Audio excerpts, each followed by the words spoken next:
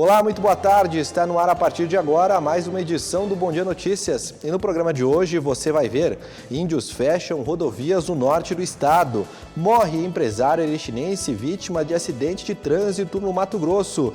E também Sesc Erechim lança iniciação esportiva gratuita. Essas e outras notícias a partir de agora no Bom Dia Notícias, que está no ar.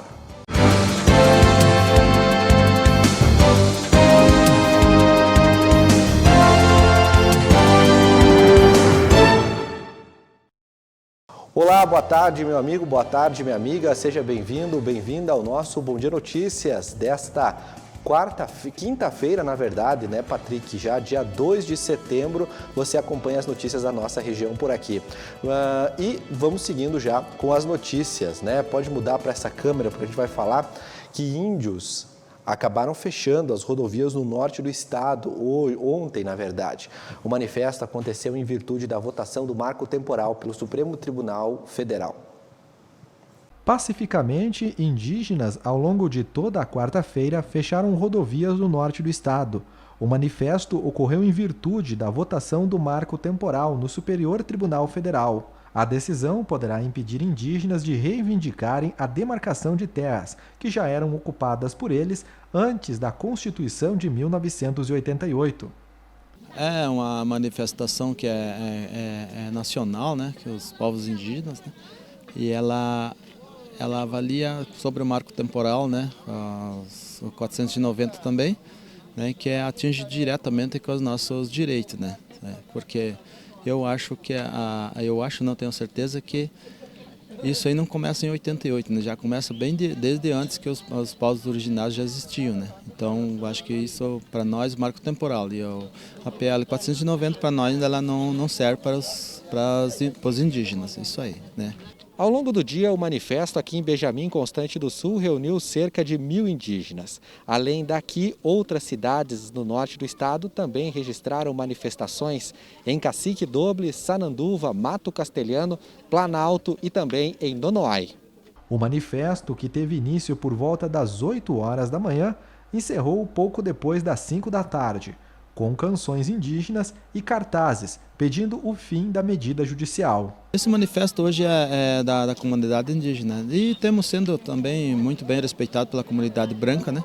Então nós não tivemos nenhum problema até hoje, né? A própria brigada, a Polícia Rodoviária, a rodoviária também está nos apoiando, né? Dando a segurança para nós, né? Então até agora, né, um manifesto pacífico, né? Que nós também estamos contentes com isso aí. Olha, a votação segue acontecendo hoje pelo STF. Até o momento não há rodovias bloqueadas aqui na região, mas os motoristas precisam ficar atentos aí às próximas horas. E olha, morreu ontem aqui em Erechim um empresário erechinense, na verdade morreu no Mato Grosso, um empresário erechinense vítima de um acidente de trânsito. Veja. O empresário erechinense Antônio Assunção morreu após um acidente de trânsito na tarde desta terça-feira, na região de Poconé, próximo a Cuiabá, no Mato Grosso. Ele estava em um veículo juntamente com a esposa e outros 2 familiares, quando o automóvel colidiu frontalmente com outro carro. Antônio Maria Martins e a mãe de sua nora morreram no local. O empresário era proprietário da empresa Turbo Center Materiais de Construção e também era conhecido pela sua atuação no tradicionalismo, como integrante no CTG Sentinela da Querência, onde foi coordenador da Invernada Juvenil e capataz da patronagem entre 2016 e 2020, além de dançarino da Invernada Xiru. Antônio Assunção deixa a esposa Célia e 2 filhos. Agora tem um recado da Azul para você que está me acompanhando. Olha, agora você pode comprar pacotes maravilhosos para viajar pelo Brasil e conhecer as nossas praias e culinárias diferentes. E se você ir para o exterior, não tem problema. Chegou a loja da Azul aqui em Erechim. São mais de 100 destinos entre domésticos e internacionais e uma grande variedade de roteiros e pacotes em todo o mundo. Visite a loja e tenha uma melhor experiência para a sua viagem. Anota o endereço aí, Rua Espírito Santo 179, telefone 2106-8131. Tá esperando o quê para ser feliz? Azul Viagens 2106-8131. Azul, aonde os sonhos voam, tá bom? E foi aberta ontem oficialmente a Semana da Pátria. Veja. Na manhã desta segunda-feira, foi realizada na Praça da Bandeira a solenidade de abertura em comemoração à Semana da Pátria. Pelo segundo ano consecutivo, as atividades passaram por adaptações devido à Covid-19, como explica o vice-prefeito de Erechim. Infelizmente, ainda temos o Covid por aí. Graças a Deus, os níveis de Covid hoje estão os menores de bastante tempo, mas existe uma variante Delta que ainda nos assola e nos preocupa um pouco. Então temos que manter os protocolos de segurança, temos que manter distanciamento, máscara, álcool gel e não podemos fazer um grande evento como gostaríamos. Mas eu acho que esse mês de setembro é um mês tão especial, tão diferente, que aflora o patriotismo em todo mundo. Temos duas datas importantes, 7 e 20. Enfim, eu acho que mesmo os protocolos, com Covid por aí, a gente não pode deixar de levar o nosso patriotismo à flor da pele, mostrar em nossos corações que existe um brasileiro, que existe um gaúcho, que existe um erechinense aqui. Então é muito importante, falava agora com o capitão Altemar, essa integração que temos entre prefeitura, forças de segurança, entidades civis, sociedade civil organizada, traz um alento e nós trabalhando junto, quem ganha com certeza é a nossa população. E tomara que ano que vem podemos fazer um evento mais complexo, um desfile e que esse Covid vá embora de uma vez aí. O evento que celebra a Semana da Pátria aqui em Erechim vai seguir até o dia 7 de setembro, terça-feira, com hasteamento e arreamento da bandeira, contando apenas com a presença de entidades representantes aqui do município. Lembrando sempre a importância de continuar com essas comemorações. No tempo de pandemia, a Liga Defesa Nacional procurou fazer os eventos, mesmo com poucos convidados, buscando sim manter viva a chama do civismo e do patriotismo, que é tão importante nos momentos difíceis aí para nós conseguirmos seguir, e fazer um país mais forte, um país mais promissor e com certeza manter a nossa nação sempre unida e buscando o objetivo que é o amor à pátria. Agora eu tenho um recado da Mara Gaúcha. Olha, a Mara Gaúcha tem presentes para as prendinhas e para os piazitos, além dos recém-nascidos até o tamanho 14. Para as prendinhas, lindos vestidos e saias de armação, blusas, flores para o cabelo, bombachas de gola polo, cintos, sapatilhas e alpargatas. Para os piazitos, tem bombachas, camisas gola polo, lenços, guaiacas, cintos, botas, alpargatas e chapéu. Se programe antecipadamente para as comemorações da Semana Farroupilha nas escolas. Venha até a Mara Gaúcha e conheça as variedades de produtos para piochar a sua prendinha ou seu piazito. Loja Mara Gaúcha, Rua Alemanha 280, no centro aqui de Erechim. Telefone 3321-1076, também 5498446-7567. E olha, o Sesc Erechim apresentou ontem, lançou a sua iniciação esportiva gratuita. Quem conta pra gente é o Natan Bretenbach. Com o objetivo de estimular a criação de hábitos de vida saudáveis, inserindo a prática esportiva na infância, o aprendizado esportivo na integração e valorização dos participantes, o Sesc RS oferece vagas para o programa de iniciação esportiva em 13 unidades neste ano. Na manhã desta quarta-feira, foi lançado oficialmente o projeto de iniciação esportiva gratuita do Sesc Erechim, totalmente custeado pelo Sesc, com suporte do Sesc Rio Grande do Sul, por meio da destinação do material e apoio necessário para o desenvolvimento das atividades. Em uma breve formalidade, foi entregue kit com as camisetas do projeto para as crianças presentes e também contou com a participação de autoridades, convidados, estudantes, colaboradores e a imprensa. Antes do jogo, uma estudante foi convidada para dar o chute simbólico. Em Erechim serão oferecidas as modalidades de futsal e voleibol para a idade de 6 a 13 anos, sendo realizadas por colaboradores da área de educação física. Esse projeto é um presente que nós estamos entregando para a cidade de Erechim a partir de hoje, entre os projetos já existentes, sociais e gratuitos que nós oferecemos. Então, este ano nós conseguimos implantar esse projeto de esporte, né? Ele acontece de forma totalmente gratuita para crianças a partir de 6 anos, aqui no SESC, onde atendemos Erechim, e também na necessidade da região, né? Hoje nós estamos com crianças de diferentes escolas públicas da nossa cidade, né? Que apresentam ali dentro das normas desse projeto as possibilidades de participar, e a criança tem por possibilidade de escolher a modalidade que ela quer participar. Em Erechim serão oferecidas as modalidades de futsal e voleibol para a idade de 6 a 13 anos, sendo realizadas por colaboradores da área de educação física. A iniciativa contempla diversos bairros da cidade em mais de 12 escolas públicas do município, dando às crianças a oportunidade de participar de torneios, conhecer novos lugares, ampliar o meio de convivência e oportunidades de socialização, integração e aquisição de hábitos saudáveis por meio do esporte. São 2 vezes na semana, repetindo de segunda e quarta ou terça e quinta. Os horários ela vai das 8 da manhã até o meio-dia, dependendo da turma, né? E da 1h30 até as 5h30.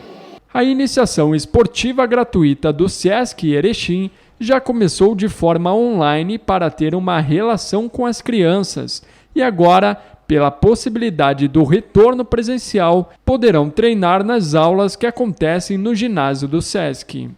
Entendemos que as crianças são o nosso futuro, são as nossas transformações e as mudanças. Então eu penso que sempre que investimos em crianças, em projetos para eles, estamos investindo no nosso futuro, e é isso que o SESC pensa, né? O SESC tem um propósito que é cuidar, emocionar, fazer as pessoas felizes, e nós precisamos começar pelas crianças para termos então esse futuro melhor. Agora eu tenho um recado da Limpsim. Você sabia que a primeira impressão é a que fica? Atender bem os seus clientes, desde a chegada na portaria ou na recepção, encontrando um ambiente higienizado e organizado, são itens fundamentais para qualquer negócio. E para te ajudar, a Limpsim Limpeza e Zeladoria conta com uma equipe multitarefas, especializada em solucionar demandas pontuais de empresas, prédios, condomínios e clínicas. Limpsim Limpeza e Zeladoria conta com serviços de limpeza para condomínios, empresas, portarias, atendentes, telefonistas, recepção, jardinagem, copeira, zeladoria e limpeza de conservação. Faça agora mesmo seu orçamento pelo telefone 991576409, 996980381, também pelo e-mail contato@grupolimpsim.com.br. Limpsim Limpeza e Zeladoria, Rua José do Patrocínio 315, uma equipe sempre disponível para te atender bem, tá bom? Gente, agora nós vamos mostrar um vídeo para você que está circulando nas redes sociais aí que chama atenção, viu? É uma moto que ligou no meio da noite lá no Paraná, viu? Será fantasma? Veja aí, eu quero saber a sua opinião.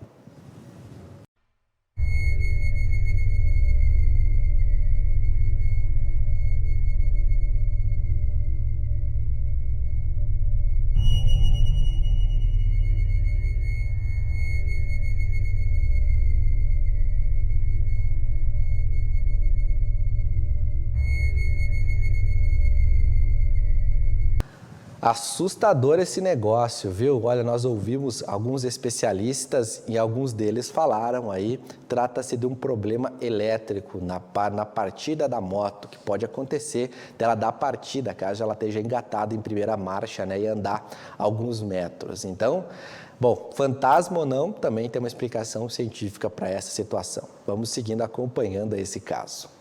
Agora tem o recado da Solar Imóveis. Compra, venda e locação de imóveis é na Solar Imóveis. Se você quer uma casa maior, um apartamento com mais espaço, ou o local ideal para a sua loja, o seu escritório, porque não a sua indústria, visite a Solar Imóveis no centro aqui de Erechim, pertinho da Caixa Econômica da Sete, ou acesse o site solarimóveis-rs.com.br. Só no site da Solar você vê as fotos, imóveis, condições de pagamento e a documentação necessária. Tudo o que você precisa saber na hora de comprar, vender ou alugar um imóvel. Não perca tempo. Compra, venda e locação de imóveis é na Solar Imóveis. Muito bem, gente, nós vamos para o intervalo, na sequência tem mais Bom Dia Notícias.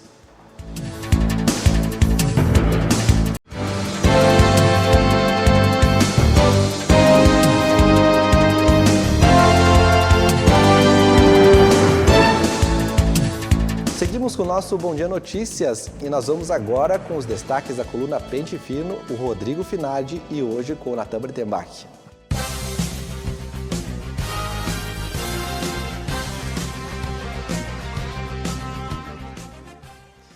Vamos agora saber quais são os destaques da coluna Pente Fino com o jornalista Rodrigo Finardi. Boa tarde, Finardi. Tudo bem? Boa tarde, Natan. Tudo tranquilo? Tudo certo. Vamos à tua coluna. Projeto Busca Ativa recoloca 461 estudantes na rede municipal.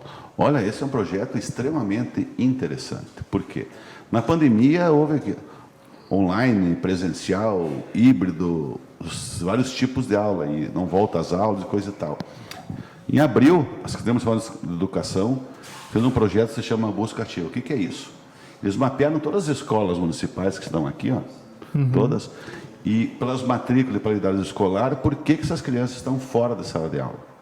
Para ter uma ideia, ó, lá em abril, em março, abril, maio, junho, tinha 526 alunos fora da sala de aula, ou nem no híbrido, nada. E esse trabalho, foi colocado um professor para cada escola, que fazia só isso, né? Fazia só isso no ensino e aprendizagem, fazia só isso, aí entrava em contato por telefone, por WhatsApp, ia na casa, deixava recado para os vizinhos, foram buscando, mapeando por que não estava em sala de aula. E olha o resultado que deu de março para cá. Ó. Março foi isso aqui, daí 4 abril, maio, junho e julho, 4 meses, né? Aqui quando foi feito o levantamento. Foi baixando, hoje tem apenas 65 fora. Olha que belo trabalho que foi feito, né? Fiz esse levantamento, achei muito interessante esses dados, que se vacina, se o local de vacina no braço, como diz o prefeito Paulo Polis, local de criança na escola, né? Eu digo. Então, acho que um belo trabalho, parabéns aí para a Secretaria de Educação, que continue. Nós temos que é nosso futuro. As crianças têm que estar na escola e, a partir disso, também melhorar a qualidade do ensino. Tem os desafios constantes, né? Esse pós-pandemia aí, né? Então, achei um belo trabalho. Aqui tem todos os itens, como é que foi feito, levantamento, os professores vindo 20 horas, registro de controle entre escolas, Secretaria e Conselho Tutelar, contatos telefônicos, visitas domiciliares, que eu estava falando, né? Interessante. E ainda reuniões da equipe da RAI, que a RAI é importante, que é a Rede de Apoio ao Estudante, que engloba a parte dentro, né, da Secretaria e também fora. Belo de um trabalho, cara, que continue. Com certeza. A gente tem também um destaque na tua coluna, Finardi, vamos descer um pouquinho. Para o governo federal, o agronegócio e a agricultura familiar são a mesma coisa. Fala de um deputado. Ontem esteve aqui o deputado federal, o Marcon, ele que é do Partido dos Trabalhadores, e nós conversamos um pouco e ele veio ouvir algumas lideranças para levar alguns projetos para Brasília. E ele é um defensor da agricultura familiar e ele vê no governo federal que eles não tem esse ano foi extinto, não teve o plano safra, que é um dinheiro barato para a agricultura familiar e tudo, e para pequenos agricultores, e que na concepção dele, o governo vê o agronegócio e a agricultura familiar como a mesma coisa. Então, acaba tirando do mercado da agricultura familiar, que não consegue acessar créditos mais baratos, em função do alto juro e da inflação, né? E ele também faz um desafio, tanto para o governo estadual e federal, dizendo assim, ó, eu quero fazer um desafio, Rodrigo, ele dizia assim, qual obra de infraestrutura o governo federal ou o governo estadual fez nos últimos anos no Alto Uruguai? Então, tá aí, ele é contrário ao governo Bolsonaro, Partido dos Trabalhadores, e agora está na campanha do pré-candidato ao governo do estado, que é o Edgar Preto, do PT, e também se vai ou não concorrer Luiz Inácio Lula da Silva. Muito bem. Na última eleição, a gente teve o Thiago De Policy concorrendo à Prefeitura de Erechim e ele esteve em Brasília com o deputado federal Sanderson. Ele está lá. Né? Está lá. Ele está lá e chegou no momento que foi lá ver se vai concorrer, não, até pode ser existe a possibilidade de ter uma dobradinha aqui na região, né? O Santos não é aqui da região, mas é natural de Erechim, tem amigos aqui, né? Conhecido. E ele sempre apoiou o Santos, então provavelmente eles podem estar montando uma dobradinha e o Thiago iria deputado estadual. Ele chegou em Brasília num momento bem de articulações, que lá é sempre assim. O que é agora nesse momento de articulação? Tem o novo Código Eleitoral, num parte do texto, diz que para qualquer policial militar poder concorrer, posterior à concorrência, se está na ativa, ele tem que ficar 5 anos sem voltar, sem salário, sem nada.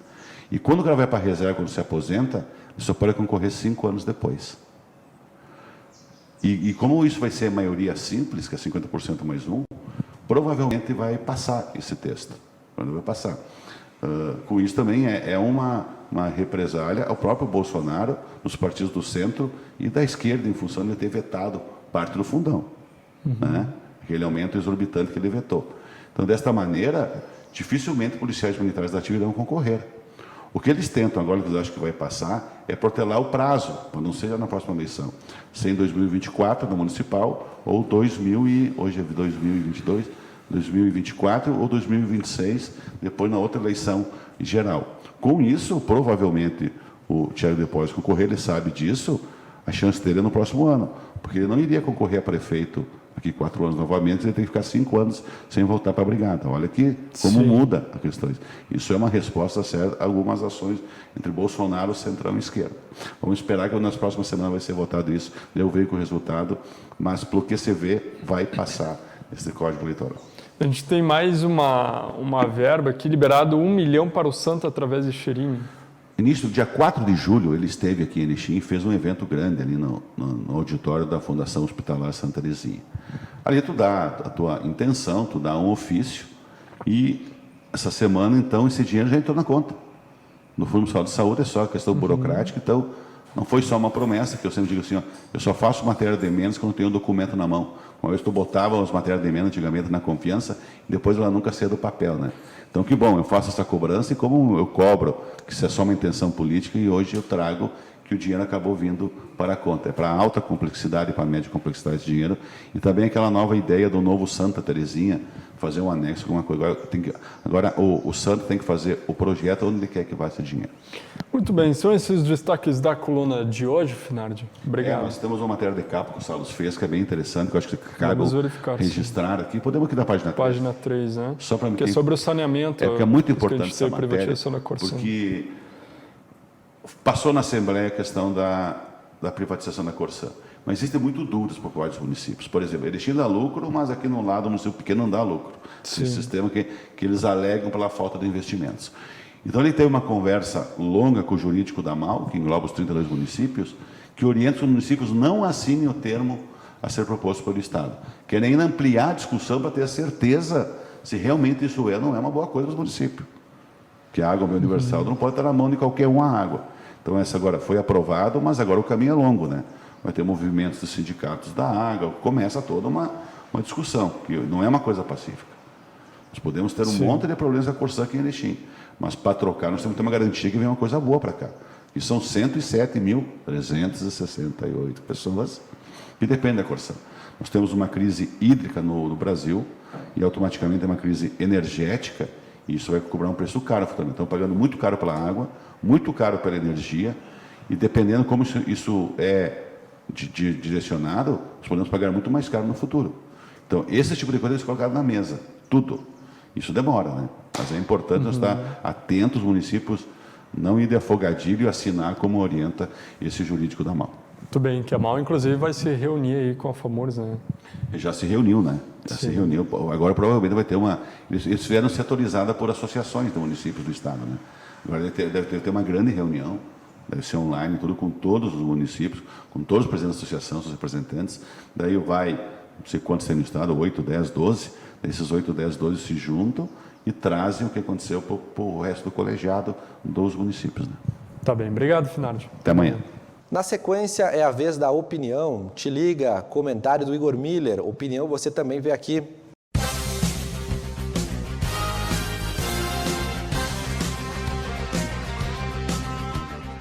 A gente acaba comentando sobre vários assuntos por trabalhar num jornal e lidar com diferentes editorias. Então, às vezes eu falo de rural, por estar em contato com pessoas, com técnicos, engenheiros agrícolas, agricultores, pessoas que trabalham em entidades ligadas a esse setor e que trazem informação para a gente acaba repassando. Às vezes se fala sobre economia, sobre a questão do bairro, questões culturais, enfim. Acaba se falando de um pouco de tudo, em função de ter contato com essas informações. E um assunto que eu gostaria de destacar hoje é justamente essa questão Tem um princípio, segundo o próprio IBGE e muitos economistas também tratam desse assunto. A gente não pode falar de ter uma economia em crescimento, ter um país estruturado e em crescimento sem citar o consumo das famílias. O consumo das famílias ele é extremamente importante para a formação da riqueza do país, da sociedade. É atender às necessidades das pessoas. Isso vai gerar serviços, impostos, vai movimentar toda a estrutura. Esse é um dos pilares da estrutura econômica. E hoje, no Brasil, nós temos muita gente, milhões de pessoas, eu diria a grande maioria da população, tendo dificuldade, ou endividado, ou desempregado, literalmente à margem do processo de trabalho, sem consumir, e que não estão movimentando essa estrutura, não estão satisfazendo plenamente as suas necessidades de alimentação, de cultura, de moradia, de vestuário, as coisas mais básicas, eu diria. Nem vamos botar a cultura como sendo básico, mas poderia entrar também, porque somos seres sociáveis, a gente precisa de distração, a gente precisa de conviver, ter lazer, ter momentos de tranquilidade para conseguir aguentar, para conseguir equilibrar a rotina entre o trabalho e a vida particular. Então, nós temos muitos milhões de brasileiros, seja da classe que for, e as dificuldades estão para todos. E aí é que entra uma coisa que, tendo como base agora as gestões públicas municipais, a gente vê que sim, é possível ter a interferência positiva da política e do poder público para atender essas necessidades.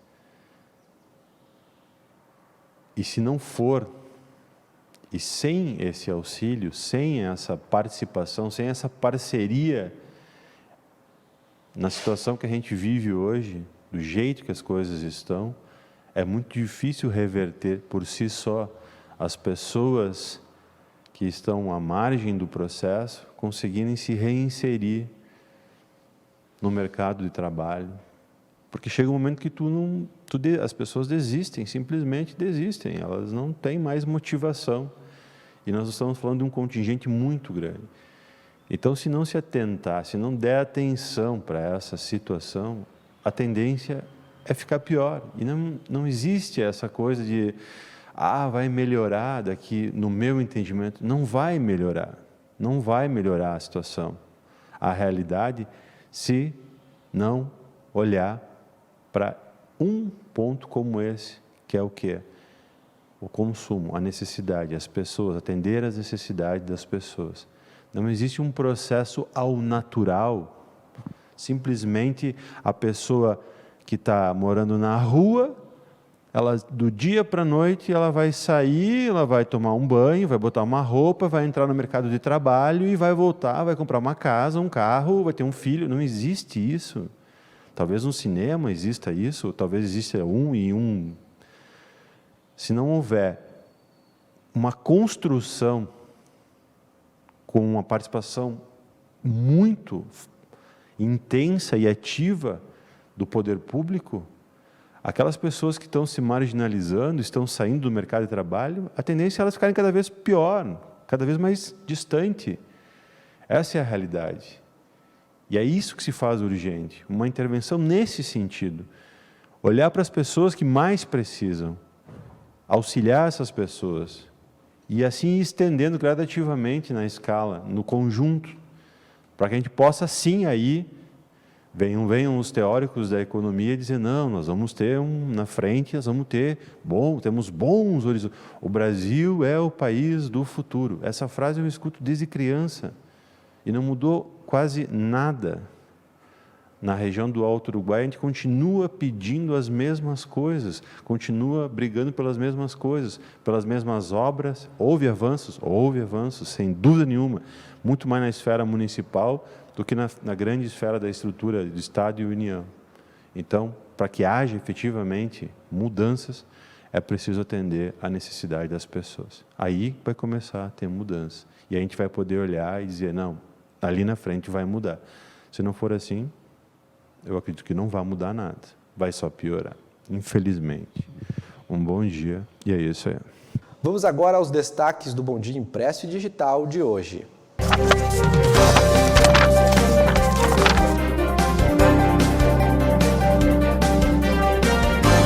A edição desta quinta-feira destaca na capa Independência, Erechim celebra Semana da Pátria. A coluna do Rodrigo Finardi fala sobre o projeto Busca Ativa, que recoloca 461 estudantes na rede municipal de ensino.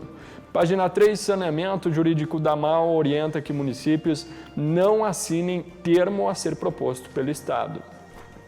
Página 4, os colunistas de opinião. E na 5, o envelhecimento ativo. Projeto incentiva a reinserção social e a qualidade de vida. Página 6 tem o fato da foto. E na 7, Sicredi Unistados realiza workshop de expansão em Minas Gerais. Na página 8, se confere o social do BD com a ZNB Arze. E na 9, a URI, Fórum Integrado de Tecnologia, terá convidados da Argentina e Paraguai. Na página 10, Sesc Erechim lança a iniciação esportiva gratuita. E na página 11, inovar e aperfeiçoar a atividade agrícola, é pauta lá em Charrua. Na página 12, em região ainda Ipiranga do Sul, realiza fórum para cumprir objetivos. E na página 13, em Jacutinga, mais 3 premiados. Página 14, a influência das redes sociais no exercício da fé. Tem os classificados do Bom Dia, se confere também aí em saúde, Setembro Verde, alerta para casos de distrofia muscular aqui em Erechim. Na 19, a região conta com 6 pacientes internados e 207 casos ativos. Página 20, caderno de variedades. E na 22, em segurança, acendimento da Pira abre comemorações em Erechim da Semana da Pátria. Página 23, Rally Estação passa por ajustes para a edição deste ano. Contracapa do Bom Dia está falando que o Ipiranga está muito perto da classificação pela Série C. Outras informações podem ser acessadas no site do Jornal Bom Dia, www.jornalbomdia.com.br.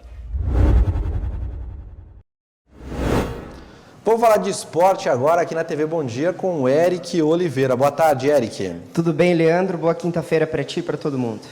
Bom, vamos começar. Que destaque você traz para a gente hoje? Sobre o Ipiranga, porque na manhã desta quinta-feira conversei com o preparador físico Alexandre Andrés para colher algumas informações de uma semana que já se aproxima do fim. Na quinta-feira, o Ipiranga treina hoje, na sexta e no final de semana, porque o jogo acontece no domingo contra o Oeste aqui no Colosso da Lagoa, em Erechim.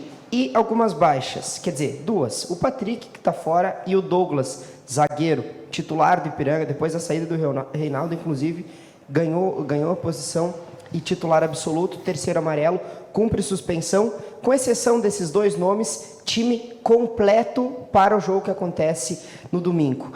E até conversei com ele, até brincando, como é que está essa preparação, qual que é o entendimento da comissão técnica para enfrentar essa equipe. E eu até brinquei, cachorro morto, meio que cachorro morto Oeste, que é o Lanterna com 7 pontos apenas, tem mais 12 para serem disputados. Eu imagino que só por um milagre para o Oeste não ser rebaixado. E o entendimento da comissão técnica, ele é muito claro. É um jogo decisivo, inclusive, matéria do Ipiranga, que está na nossa edição impressa dessa quinta-feira, expõe exatamente isso. O Ipiranga tem 27 pontos, se conseguir mais uma vitória, já pode colocar os 2 pés lá no quadrangular final. Ele falou bastante em relação a esse comprometimento dos atletas em relação aos treinos e, com alguns nomes voltando a estar à disposição do técnico Júnior Rocha, ficam algumas dúvidas e 4 delas que eu ainda não tenho a resposta nem confirmação. O Douglas, que é baixa na zaga, quem será o substituto? Na lateral esquerda, o Revson vinha sendo o titular, mas o Jonathan é uma opção. No meio campo, o Fidelis pode retornar, mas o Mikael é o titular. Eu até gosto muito do Mikael, é um jogador que tem uma característica defensiva muito boa. O Luiz Felipe, que entrou na do Sodré e ofensivamente vinha fazendo boas partidas. Fica a dúvida de quem será o time titular. Quem irá compor esse time titular para um jogo que pode ser definitivo para o Ipiranga para colocar o pé lá na reta final do Campeonato Brasileiro Série C. Vou falar do Grêmio. Ontem teve uma confusão lá no estádio, na arena, na verdade no CT de treinamento da equipe. O que aconteceu? O que aconteceu ontem na Arena, na quinta-feira, foi inconcebível, inadmissível. O CT Presidente Luiz Carvalho, em Porto Alegre, uma manifestação da torcida, e eu sou muito crítico em relação a isso, porque a torcida tem todo o direito em se manifestar contra o que está acontecendo, o Grêmio que faz uma temporada 2021 que é um fracasso, e a direção é a principal culpada, e isso é muito evidente, é muito claro. Mas o que aconteceu ontem com ônibus apedrejado, com carro de funcionário que não tem nada a ver com o que está acontecendo, com carro de cozinheira apedrejado, foi algo assim terrível, que escancara o tamanho da crise enfrentada pelo time do Grêmio, que é uma crise que já saiu do campo e não se reduz apenas ao futebol. Ela é uma crise que chega até mesmo em como vai lidar o clube com o relacionamento com a sua torcida. Eu não sei nem se dá para chamar esses caras de torcida, porque o que fizeram ontem, apedrejando o CT, jogando pedras para dentro do CT, jogando pedras, inclusive com a chance de acertar alguém lá dentro, apedrejaram o CT Presidente Luiz Carvalho, é algo assim que, no meu entendimento, é inconcebível para uma torcida fazer isso. Eu acho que cabe ali um caso de polícia, que teve que ter a polícia intervir, interpelar, do tamanho que foi a baderna que fizeram ontem em Porto Alegre.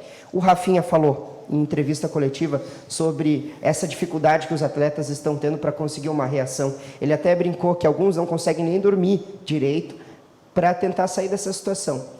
Não cabe a mim defender nem passar pano para o jogador e nem para a direção. O fato é que cada vez me parece que está mais distante o Grêmio de uma reação. Agora, quem sabe, nesse retorno, o elenco se reapresentou ontem, no CT Presidente Luiz Carvalho, e deve permanecer o restante da semana, e na outra também se preparando. Espero que o Grêmio tenha força para conseguir sair dessa barca. Já no Internacional, ontem chegaram ao Beira-Rio o Gustavo Maia e o Kaique Rocha, 2 novos reforços. Vamos ver a chegada desses atletas.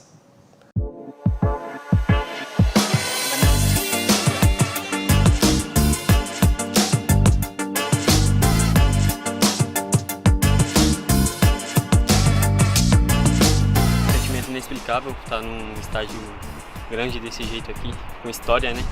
E eu estou muito feliz por esse momento e motivado para entrar logo em campo e fazer o de melhor que eu sei.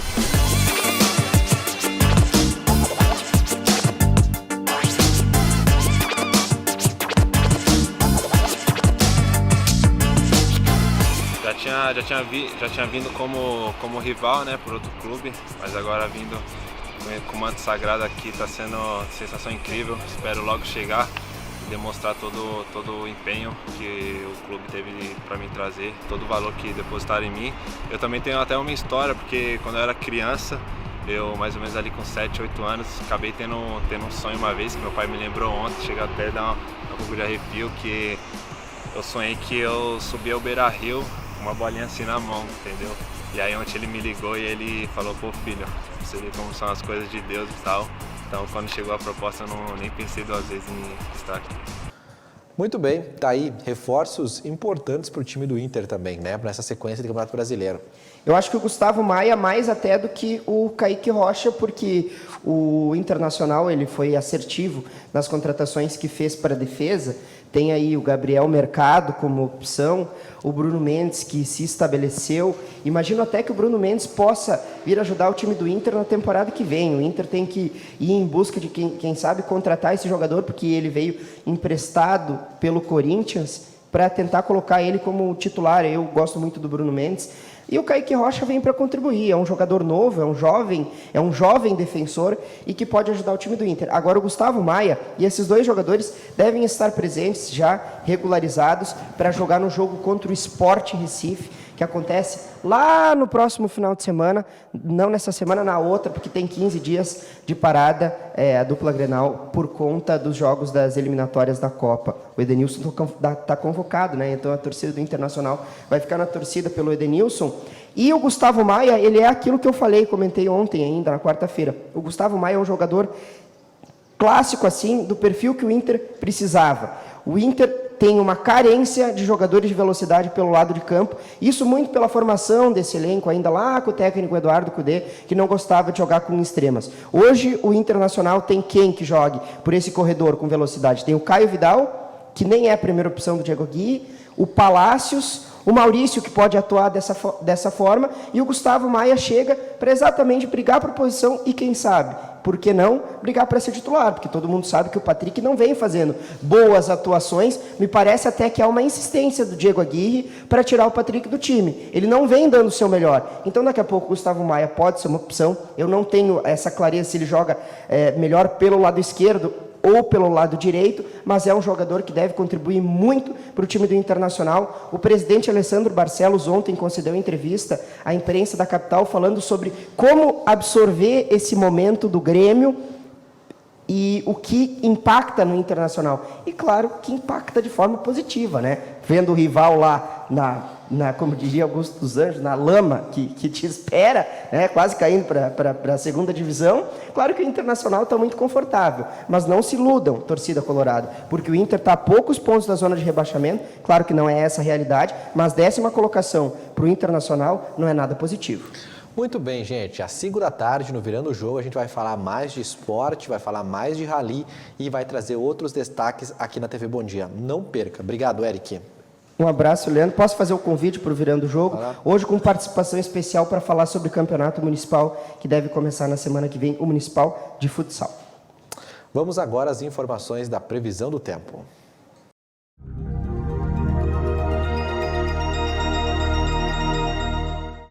Olá, vamos conferir a previsão do tempo para a região do Alto Uruguai Gaúcho. A aproximação de uma frente fria no Rio Grande do Sul pode trazer mudanças no clima desta quinta-feira. Durante o dia teremos o aumento das nuvens e algumas aberturas de sol, e à noite pode ter pancadas de chuva, mas de forma rápida e isolada na maioria das cidades. Vamos ver?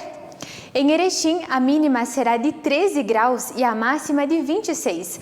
A umidade do ar ficará em torno de 26% e ainda pode chover cerca de 5 milímetros. Em Quatro Irmãos, a mínima será de 14 graus e a máxima de 27. E em Mariano Moro, a mínima será de 18 graus e a máxima de 31. Mais informações e outros detalhes sobre o tempo, acompanhe ao longo da nossa programação.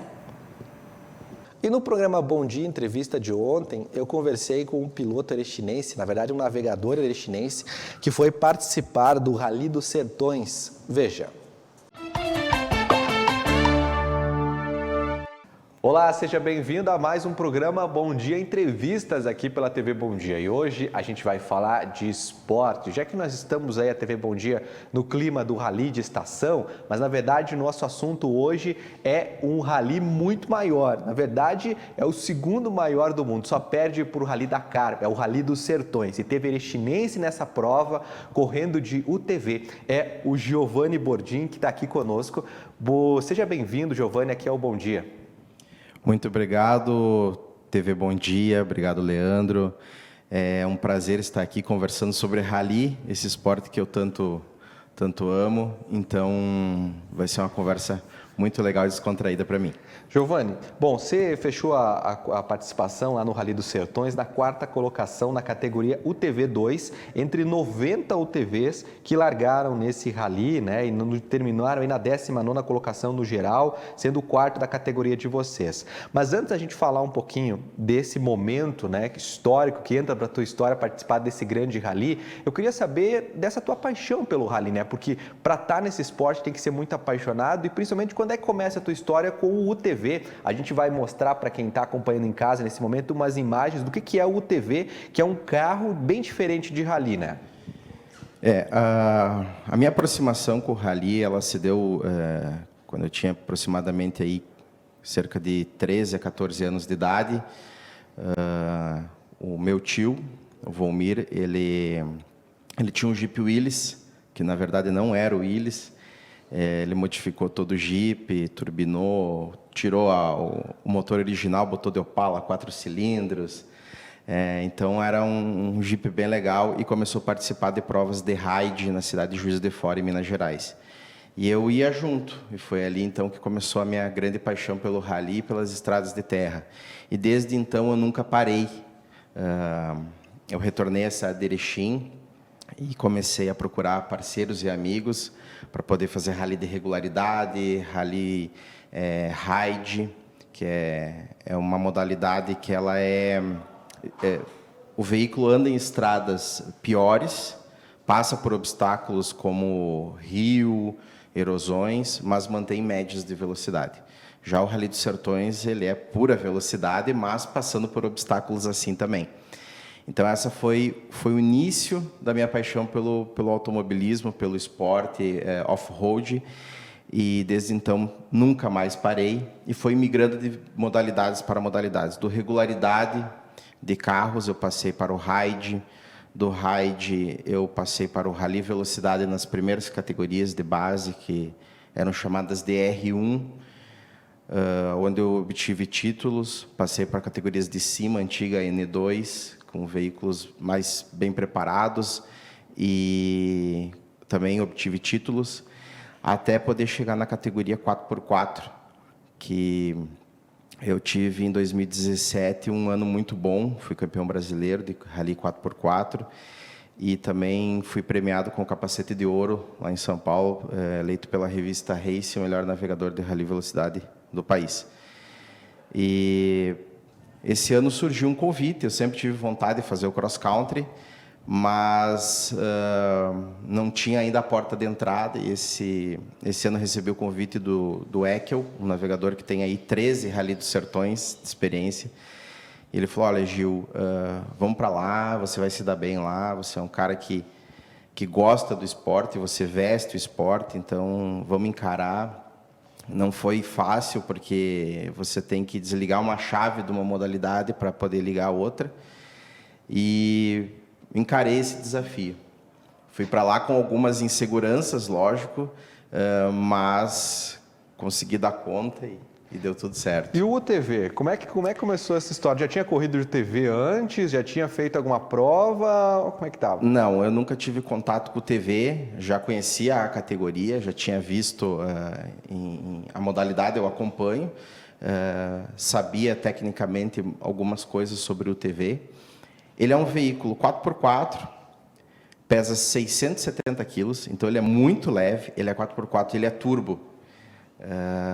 E também ele usa uma transmissão CVT, ele é automático, então ele é muito rápido, ele tem um curso de suspensão muito grande, o que possibilita ele andar num terreno muito irregular, muito ruim, passar erosões, pedras grandes e não sentir absolutamente nada. Ele é um verdadeiro tanque de guerra. Mas o meu primeiro contato com o UTV, realmente sentar amarrado no cinto ali com o capacete, foi lá na prova. Aprendi lá a conhecer o que o UTV poderia proporcionar para a gente.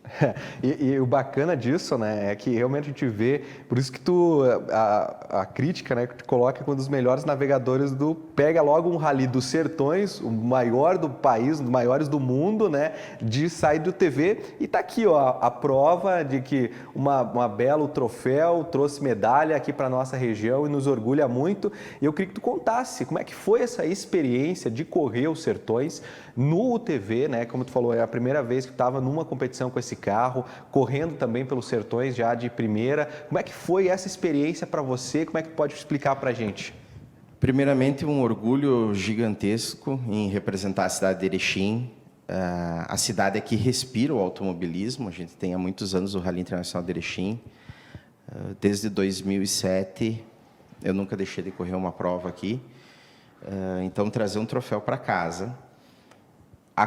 A modalidade UTV tinha cerca de 90 UTVs inscritos, dividido em algumas categorias. A principal é o UTV 1, é onde estão as equipes de fábrica. Nós temos a UTV2, UTV3 e também outras modalidades. A UTV2, ela usa o mesmo carro da UTV1, então é super competitivo e são pilotos muito rápidos. E aí me botaram lá na encrenca, né? Então, tinham 26 inscritos na UTV2. A gente conseguiu o 4º lugar. Esse troféu lindo, ele representa o chão do sertão ali, com o sol, a medalha de participação que todos os competidores ganham, mas o troféu ele foi a cereja do bolo aí. Eu confesso que eu não esperava, tá? Troféus são de 1º a 5º, eu não esperava que nesse primeiro ano, nessa primeira participação, eu pudesse tá conseguindo conquistar esse tão sonhado, mas a gente construiu um caminho ao longo dos 10 dias de prova, que foi o prólogo mais 9, um crescimento muito constante da dupla. E os Sertões, ele quanto menos você errar, melhor você fica. Porque não existe como não errar lá, não existe como não ter um problema no veículo. Todos os dias você tem pneu furado, todos os dias você tem a correia estourada, todos os dias você tem alguma adversidade que é constante numa prova dessa. São 3.524 quilômetros de rally, passando por estados como Rio Grande do Norte, Pernambuco, Piauí, Ceará, Alagoas, Bahia, conhecendo pessoas fantásticas. Então, conquistar isso, ainda mais representar a cidade de Erechim, é muito importante para mim, pessoalmente, para a minha carreira como navegador, e é um orgulho enorme. Eu ia te perguntar mesmo exatamente isso, né, para a gente ter um pouco da dimensão, porque a gente aqui, eu sempre digo que a região do Alto Uruguai é uma região apaixonada por rally, né, mas os rallies que acontecem aqui são de 3 dias, como o Rally Internacional de Erechim, que é o maior da região, né, agora nós temos o Rally de Estação, mas nada comparado a esse que é o Rally dos Sertões, né, de várias modalidades, de vários veículos, passando por vários estados. E a minha pergunta agora para você é referente ao futuro. Já dá para pensar lá no Rally dos Sertões 2022, olhando para esse troféu? Lá que tu falou, né? Primeiro ano eu vou lá e já saiu com o troféu, né? Tu foi lá para experimentar e já saiu campeão. Mas ano que vem, com um pouquinho mais de experiência já dessa prova, dá para pensar em voltar? Já tem ideia? Quem sabe na mesma categoria ou mudar dessa vez? Sim. A porta de entrada, como eu falei, foi através de um amigo, o Ekel, e nem mal acabou o rally, a gente já estava conversando. E muito da navegação é por indicação, né? Você indicar um navegador para um piloto é uma responsabilidade muito grande. Você está dizendo que aquele navegador ele tem condições de estar ali participando. Então, a minha ideia é, ainda esse ano, fazer outras provas de cross-country da mesma modalidade. São provas menores, aí, de cerca de 3 a 4 dias. Mas está migrando também para essa modalidade, junto com o Velocidade. O Velocidade é a minha paixão, então vestir a camisa dessas duas modalidades. E os Sertões, quando você chega na metade dele, você tem uma saudade de casa, porque são muitos dias, são lugares adversos, você passa por muita coisa, você vê muita coisa social também que te entristece, mas quando termina os Sertões e você chega na rampa, você tem absoluta certeza que você quer voltar no próximo ano. Então, se eu tiver o convite novamente, uma parceria ou do mesmo piloto ou de outros pilotos, com absoluta certeza, seja a categoria que for, no TV, seja no carro, nas caminhonetes, estarei lá com absoluta certeza, porque foi muito bom.